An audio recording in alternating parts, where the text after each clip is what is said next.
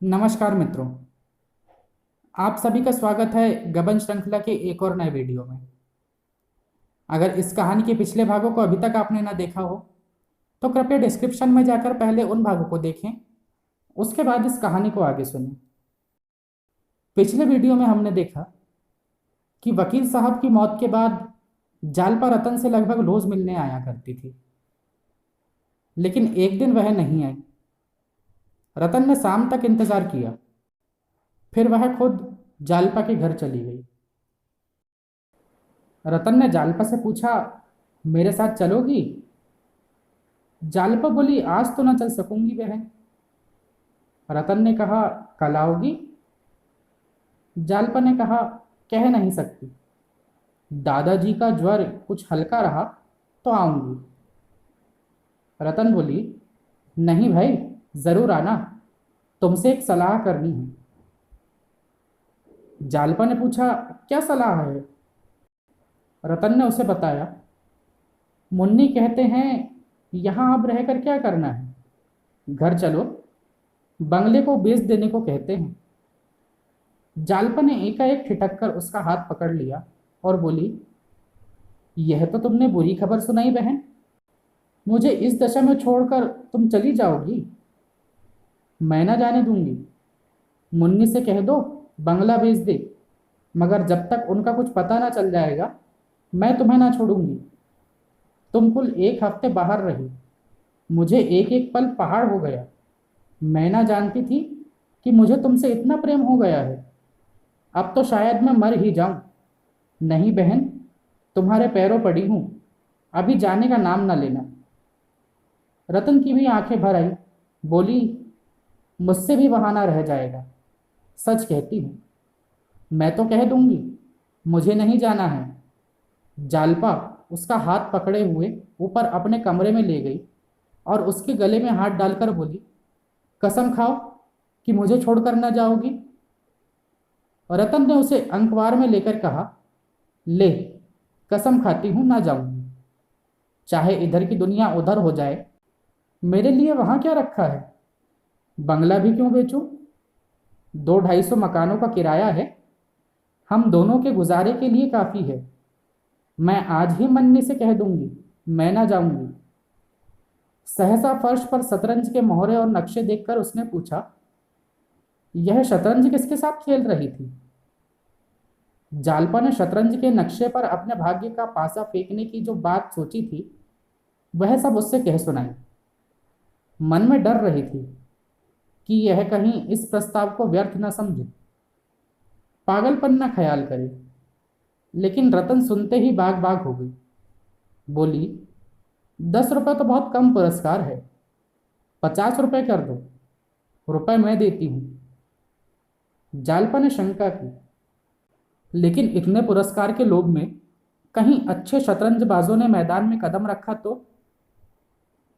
रतन ने दृढ़ता से कहा, कोई हर्ज नहीं, बाबूजी की निगाह पड़ गई तो वह इसे जरूर हल कर लेंगे, और मुझे आशा है कि सबसे पहले उन्हीं का नाम आएगा। कुछ ना होगा तो पता लग ही जाएगा, अखबार के दफ्तर में तो उनका पता आ ही जाएगा। तुमने बहुत अच्छा उपाय सोच निकाला है, मेरा मन कहता है इसका अच्छा फल होगा। मैं अब मन की प्रेरणा की कायल हो गई हूँ। जब मैं इन्हें लेकर कलकत्ते चली थी उस वक्त मेरा मन कह रहा था वहां जाना अच्छा ना होगा। जालपा बोली, तो तुम्हें आशा है? रतन बोली, पूरी आशा है, मैं कल सवेरे रुपए लेकर आऊंगी।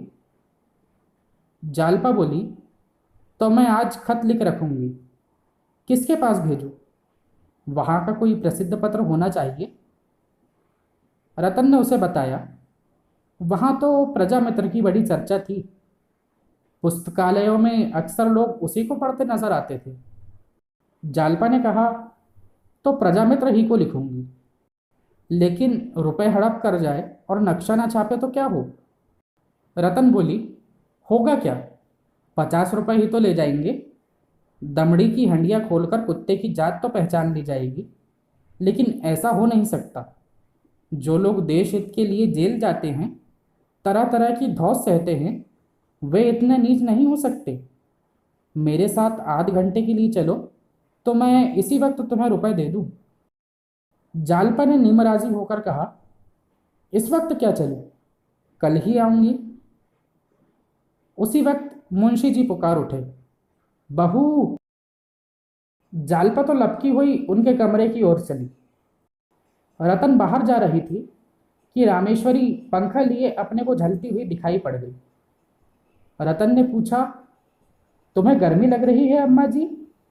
मैं तो ठंड के मारे कांप रही हूं। अरे, तुम्हारे पाँव में यह क्या उजला उजला लगा हुआ है? क्या आटा पीस रही थी? रामेश्वरी ने लज्जित होकर कहा, हाँ, वैद्य जी ने इन्हें हाथ के आटे की रोटी खाने को कहा है। बाजार में हाथ का आटा कहाँ मयस्सर। मोहल्ले में कोई पिसनहारी नहीं मिलती। मजूरी ने तक चक्की से आटा पिसवा लेती हूँ। मैं तो एक आना शेर देने को तैयार हूँ, पर कोई मिलती ही नहीं। रतन ने अचंभे से कहा, तुमसे चक्की चल जाती है? रामेश्वरी ने झेप से मुस्कुराकर कहा, कौन बहुत था, पाव भर तो 2 दिन के लिए हो जाता है, खाते नहीं एक और भी। बहू पीसने जा रही थी, लेकिन फिर मुझे उनके पास बैठना पड़ता। मुझे रात भर चक्की पीसना गाँव है, पर उनके पास घड़ी भर बैठना गाँव नहीं। रतन जाकर जात के पास 1 मिनट खड़ी रही, फिर मुस्कुराकर माची पर बैठ गई और बोली, तुमसे तो अब जात ना चलता होगा माँ जी। लाओ, थोड़ा सा गेहूं मुझे दे दो, देखो तो। रामेश्वरी ने कानों पर हाथ रखकर कहा, अरे नहीं बहू, तुम क्या पीसोगी, चलो यहां से। रतन ने प्रमाण दिया, मैंने बहुत दिनों तक पीसा है माँ जी। जब मैं अपने घर थी तो रोज पीसती थी मेरी अम्मा। लाओ थोड़ा सा गेहूं। रामेश्वरी बोली, हाथ दुखने लगेगा, छाले पड़ जाएंगे। रतन ने कहा, कुछ नहीं होगा माँ जी, आप गेहूं तो लाइए। रामेश्वरी ने उसका हाथ पकड़कर उठाने की कोशिश करके कहा, गेहूं घर में नहीं है, अब इस वक्त बाजार से कौन लाए। रतन बोली, अच्छा, चलिए मैं आपके भंडारे में देखूं, गेहूं होगा कैसे नहीं। रसोई की बगल वाली कोठरी में सब खाने पीने का सामान रहता था। रतन अंदर चली गई और हांडियों में टटोल टटोल कर देखने लगी। एक हांडी में गेहूं निकल आया। बड़ी खुश हुई, बोली, देखो माँ जी, निकले कि नहीं, तुम मुझसे बहाना कर रही थी। उसने एक टोकरी में थोड़ा सा गेहूं निकाल लिया और खुश खुश चक्की पर जाकर पीसने लगी।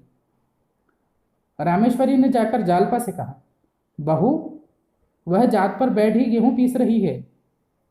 उठाती हूं, उठती ही नहीं, कोई देख ले तो क्या कहे। जालपा ने मुंशी जी के कमरे से निकलकर सास की घबराहट का आनंद उठाने के लिए कहा, यह तुमने क्या गजब किया अम्मा जी, सचमुच कोई देख ले तो नाक ही कट जाए, चलिए जरा देखूं। रामेश्वरी ने विवशता से कहा, क्या करूं, मैं तो समझा के हार गई, मानती ही नहीं। जालपा ने जाकर देखा तो रतन गेहूं पीसने में मग्न थी। विनोद के स्वाभाविक आनंद में उसका चेहरा खिला हुआ था। इतनी ही देर में उसके माथे पर पसीने की बूंदें आ गई थी। उसके बलिष्ठ हाथों में जांत लट्टू समान नाच रहा था। जालपा ने हंसकर कहा, ओरी, आटा महीन हो, नहीं तो पैसा ना मिलेंगे। रतन को सुनाई न दिया। बहरों की भांति अनिश्चित भाव से मुस्कुराई। जालपा ने और जोर से कहा, आटा खूब महीन पीसना, नहीं तो पैसे ना पाएगी। रतन ने भी हंसकर कहा, जितना कहिए उतना महीन पीस दूं बहू जी, पिसाई अच्छी मिलनी चाहिए। जालपा बोली, धेले शेर। रतन ने कहा, धेले शेर ही सही। जालपा बोली, मुंह धो आओ, धेले शेर मिलेंगे। रतन ने कहा, मैं यह सब पीस कर उठूंगी, तुम यहां क्यों खड़ी हो। जालपा बोली, आ जाऊं, मैं भी खिंचा दूं। रतन ने कहा, जी चाहता है कोई जात का गीत गाऊं। जालपा बोली, अकेले कैसे गाओगी? रामेश्वरी से कहा, अम्मा आप जरा दादाजी के पास बैठ जाए, मैं अभी आती हूँ। जालपा भी जात पर बैठी और दोनों जात का यह गीत गाने लगी। मोही जोगीनी बना के कहाँ गए रे जोगिया। दोनों के स्वर मधुर थे। जात की घुमुर घुमुर उनके स्वर के साथ साज का काम कर रही थी। जब दोनों एक कड़ी गाकर चुप हो जाती तो जात का स्वर मानो कंठ ध्वनि से रंजित होकर और भी मनोहर हो जाता था। दोनों के हृदय इस समय जीवन के स्वाभाविक आनंद से पूर्ण थे। न शोक भरा था, न वियोग का दुख। जैसे दो चिड़िया प्रभात की अपूर्व शोभा में मग्न होकर चहक रही थी। आज की कहानी को यहीं विराम देते हैं। अगर वीडियो अच्छा लगा हो तो इसे लाइक और शेयर ज़रूर करें। हमारे चैनल को सब्सक्राइब करना ना भूलें। कल फिर मिलेंगे इसके आगे की कहानी के साथ। तब तक के लिए धन्यवाद।